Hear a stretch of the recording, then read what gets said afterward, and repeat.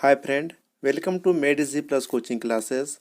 आज हम बात करेंगे कक्षा 12वीं के फिजिक्स के एमपी बोर्ड के 2020 के पेपर की। साथ में हम इसका सॉल्यूशन भी आपको बताएंगे। चलिए आते हैं सीधे पेपर के ऊपर। पहला प्रश्न था बहुविकल्पी, जो 5 अंक का था। इसका पहला प्रश्न कहता है कि विद्युत द्विध्रुव आघूर्ण का मात्रक क्या है। तो आप सबको पता है कि विद्युत द्विध्रुव आघूर्ण के लिए जो सूत्र होता है वो होता है P equal to L Q. इस सूत्र की मदद से हम हल करते हैं। तो एल मतलब लंबाई, क्यू मतलब आवेश, आवेश का मात्रक कूलाम गुणा लंबाई का मात्रक मीटर। तो इसका जो मात्रक आता है वो आता है कूलाम मीटर। ऑप्शन नंबर 2 इसका सही उत्तर होगा। अगले प्रश्न में आते हैं, तरंग सदिश को व्यक्त कीजिए। आपकी जानकारी के लिए बता दें कि विद्युत चुंबकीय तरंगों की दिशा को व्यक्त करने वाली राशि को ही तरंग सदिश कहा जाता है। और कई लोग जो इसको गमन सदिश के नाम से भी जानते हैं। तो गमन सदिश को व्यक्त किया जाता है कैसे, और के इक्वल होता है 2 पाई अपान लेमडा। तो इसका सही उत्तर होगा नंबर 4 वाला। आते हैं अगले प्रश्न में। अगला प्रश्न कह रहा है कि शुद्ध जल के लिए निरपेक्ष अपवर्तनांक का मान होगा।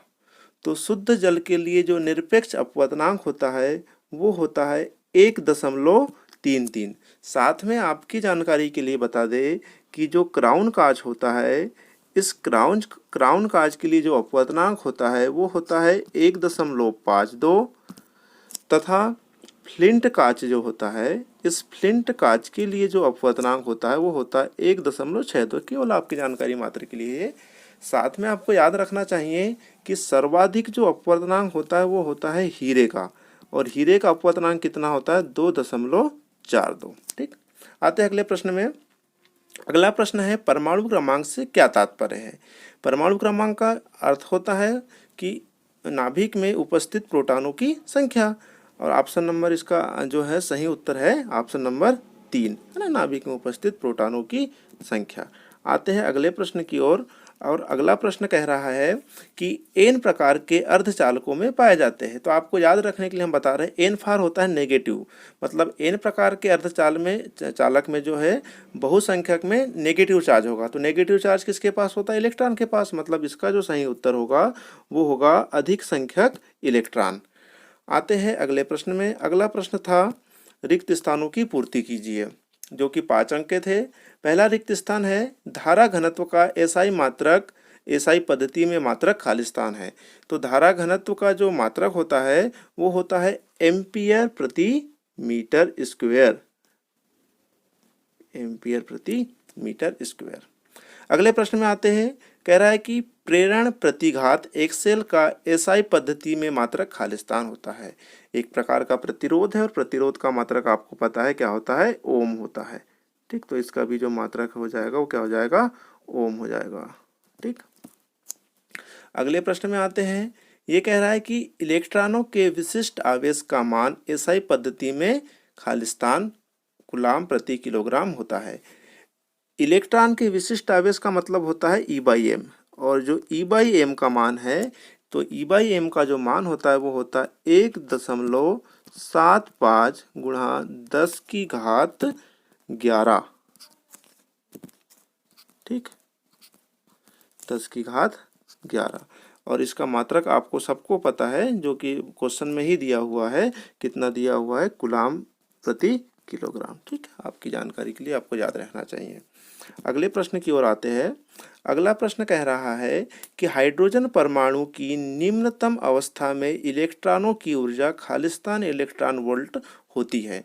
तो हाइड्रोजन परमाणु के निम्नतम कक्षा में जो इलेक्ट्रॉनों की ऊर्जा होती है वो होती है -13.6 इलेक्ट्रॉन वोल्ट। अगले प्रश्न में आते हैं। ये कह रहा है कि सिलिकॉन परमाणु की बाह्यतम कक्षा में खालिस्तान इलेक्ट्रॉन पाए जाते हैं। सिलिकॉन का परमाणु क्रमांक होता है 14। सबसे पहले कक्षा में आ जाएंगे 2, उसके बाद की कक्षा में आ जाएंगे 8। 8 और 2 हो गए कितने, 10, बच गए कितने, 4। मतलब इसकी अंतिम कक्षा में जो इलेक्ट्रॉनों की संख्या होगी वो कितनी होगी, 4 होगी। आते हैं अगले प्रश्न की ओर। अगला प्रश्न था, सही जोड़ी बनाइए। 2 कॉलम दिए हुए हैं, हम आपको सीधे सीधे इनके आंसर बताते चलते हैं। पहला है, चालक के अंदर विद्युत क्षेत्र की तीव्रता का मान। तो आपको सबको पता है कि चालक के अंदर विद्युत क्षेत्र की तीव्रता कितनी होती है, 0। तो ये जो 0 है ये पहले नंबर का आंसर होगा। ठीक, अगले प्रश्न में आते हैं नाइक्रोम। तो नाइक्रोम क्या है? एक प्रकार का प्रतिरोध तार है, प्रतिरोध तार के रूप में उपयोग में करते हैं, आपको याद होगा है ना, जो हीटर वगैरह होते हैं उसमें नाइक्रोम का ही तार उपयोग किया जाता है। अगले प्रश्न में कह रहा है कि छोटा दंड चुंबक, तो जो चुंबकीय द्विध्रुव होता है वो किस प्रकार कार्य करता है? दंड चुंबक की भांति कार्य करता है। तो जो चुंबकीय द्विध्रुव की भांति कौन काम करता है? एक छोटा दंड चुंबक। तो इसका आंसर होगा चुंबकीय द्विध्रुव। अगला प्रश्न है दृश्य प्रकाश किरणों के तरंगदैर्घ्य की कोटि कितनी होती है? तो दृश्य प्रकाश के तरंगदैर्घ्य की कोटि कितनी होती है? 10⁻⁻6 मीटर। ठीक, और सीधी सी बात है, जो अगला कौन सा बच गया है? अल्फा कण। तो अल्फा कण के लिए कौन सा बच गया? हीलियम का नाभिक होता है ये ना। ठीक, इसके बाद अगले प्रश्न में आते हैं, और अगला प्रश्न है कि एक वाक्य में उत्तर दीजिए। ठीक, एक वाक्य में उत्तर दीजिए। पहला नंबर का प्रश्न कह रहा है कि चुंबकीय क्षेत्र में गतिशील आवेशित कण पर लगने वाले बल को क्या कहते हैं? तो आप सबको पता है इसको हम क्या बोलते हैं? लॉरेंज बल बोलते हैं। ठीक, आपने इसके बारे में पढ़ा भी होगा, लॉरेंज बल के बारे में, है ना, या फिर नहीं पढ़ा होगा तो हमारे वीडियोस आप देख सकते हैं जो कि निकट भविष्य में आने वाले हैं, उसमें हम लॉरेंज बल और इसके संबंधित न्यूमेरिकल को सॉल्व करने वाले हैं।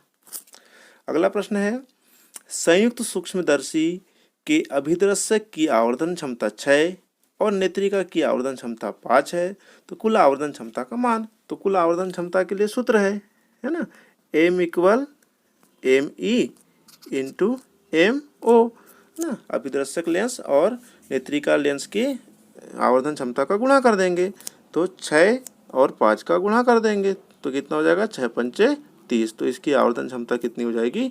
30 हो जाएगी। ठीक, अगला प्रश्न है विकिरण की ऊर्जा और आवृत्ति में संबंध। तो विकिरण की ऊर्जा और आवृत्ति में संबंध आपको सबको पता है, E = hν, है ना, E = hν। इसके जो है संबंध सूत्र है, जो आइंस्टीन का समीकरण था ना, E = hν। ठीक, ये इसका आंसर। अगला प्रश्न है बीटा कण पर उपस्थित आवेश का मान बताइए। तो आप सबको पता है कि बीटा पर कितना आवेश उपस्थित होता है? ऋणात्मक आवेश। और कितने किसके बराबर होता है? 1 इलेक्ट्रॉन के बराबर। तो 1 इलेक्ट्रॉन पर जितना आवेश होता है उतना ही बीटा कण पर आवेश उपस्थित होगा। मतलब कितना होगा? 1.6 × 10⁻⁻19 कूलाम। ठीक, अगला प्रश्न है धातुओं के लिए ऊर्जा अंतराल का मान कितना होता है? तो धातुओं में ऊर्जा अंतराल तो बिल्कुल 0 होता है ना। तो इसका जो आंसर होगा, ई का आंसर क्या हो जाएगा? ई के लिए हम यहाँ आंसर लिख दे रहे हैं, इसका आंसर होगा 0। ठीक, प्रश्न नंबर 5 के आगे के सारे प्रश्न हल करने वाले हैं, तो हम आपको बताते चलेंगे कि किस किस चैप्टर के। बाकी आप इनके स्क्रीनशॉट लेकर के पढ़ सकते हैं ताकि वीडियो छोटा से छोटा बने, आपका समय का सही सही उपयोग हो सके। ठीक, पहला जो प्रश्न है नंबर 5 का, ये विद्युत चुम्बकीय तरंगों से है। दूसरा जो प्रश्न है ये आपका प्रकाश की द्वैत प्रकृति वाले चैप्टर से है। जो तीसरा प्रश्न है, जो मतलब नंबर 7 का प्रश्न है, ये आपको परमाणुओं में मिल जाएगा। नंबर 8 का जो है सॉल्यूशन हम आपको दे रहे हैं, आप इसको स्क्रीनशॉट ले लीजिएगा। ये पूरा हमने हल कर दिए हैं ताकि आपका समय की बचत हो। और यदि आपको समझने में किसी भी प्रकार की परेशानी होती है इस सवाल को, तो आप हमारे कमेंट बॉक्स में कमेंट कर सकते हैं। इसी का अथवा जो था वो भी हमने हल कराया हुआ, ये अथवा है इसका आंसर, है ना। इसमें भी कोई यदि समस्या होती तो आप हमको कमेंट करके पूछ सकते हैं। नंबर 9 का प्रश्न है चालक प्रतिरोध विशिष्ट, है ना। तो ये आपको जो है मिल जाएगा विद्युत धारा वाले चैप्टर में मिल जाएगा, और इसका जो अथवा है ये भी आपको विद्युत धारा वाले चैप्टर में मिल जाएगा। ये प्रश्न 3 अंक का था। अगला जो प्रश्न नंबर 10 है गुणांतिक परावर्तन से संबंधित, तो ये जो है प्रकाशी की ऑप्टिक्स में मिलेगा, जो कि इस वर्ष सिलेबस से हट चुका है, तो आप इसको न भी पढ़े तो आप ठीक है। प्रश्न नंबर 11 की बात करते तो 11 जो है आपको गतिमान आवेश और चुंबकत्व में मिलेगा। ये चैप्टर अभी है वर्तमान में, लेकिन साथ में आपकी जानकारी के लिए बता दें कि जो चुंबकत्व एवं द्रव था वो चैप्टर अब सिलेबस से हट चुका है। प्रश्न नंबर 12 जो है ये आपको मिल जाएगा विद्युत चुम्बकीय प्रेरण में। और जो अगले प्रश्न में आते हैं, प्रश्न नंबर जो 13 है ये मिल जाएगा आपको तरंग प्रकाशिकी में, व्यतिकरण वाला, ध्रुवण वाला, इस है ना। ठीक, प्रश्न नंबर 14 ये जो है आपका प्रकाशिका है, ऑप्टिक्स का है, न्यूमेरिकल है। वैसे तो इस बार सिलेबस से हट गया है, तो भी यदि आपको इसको सॉल्यूशन चाहिए तो आप हमको कमेंट्स कर दीजिए, हम आपको इसका सॉल्यूशन प्रोवाइड कराएंगे। अगले प्रश्न पर आते हैं।